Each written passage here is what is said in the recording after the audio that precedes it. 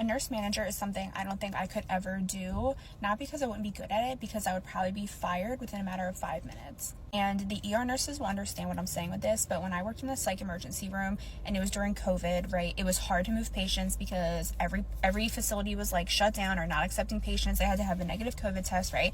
And in an ER, you typically don't get to close your doors. Even if you go on diver, like, you can't always prevent people from coming in. We had 2 psych units in our hospital, so anytime we would try and send patients to our psych unit, a lot of times they would try to refuse getting report. They didn't want to take the patient because they were busy, and we're like, hey, we get it, you're busy, but also we're busy too. Our doors don't stop. You have a max number of patients. Like, you need to start taking these patients. To go around that, they created like a protocol. Basically, you call, you try and give report. If they can't, you call back 15 minutes later, and then 30 minutes later. And then, so you try like 3 times, and on the 3rd time, if you can't, you like write in an S bar in the thing and then send the patient up.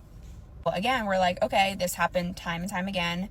They didn't follow protocol. They wouldn't get the patient. So we were like, okay, let's send them. So I would go to my nurse manager, the person in charge, and be like, we need to send this patient. And he'd be like, well, and have all these excuses. And I'm like, no, this is the protocol. Why are we creating a protocol and something to follow if no one's going to follow it? Like, why even have us go through this whole time? Why even create the protocol if no one's going to follow it, and they're still going to be able to not take the patient for whatever reason? And you give them plenty of notice, right? They have the beds available. So what are we waiting for? It would take me all of 5 minutes before I get fired, because as a nurse manager, no, like, I'm fighting for my nurses. Like, we're drowning in the psych ER. We need to get these patients up. So what are we doing? And that would be the end of probably 5 minutes into my shift.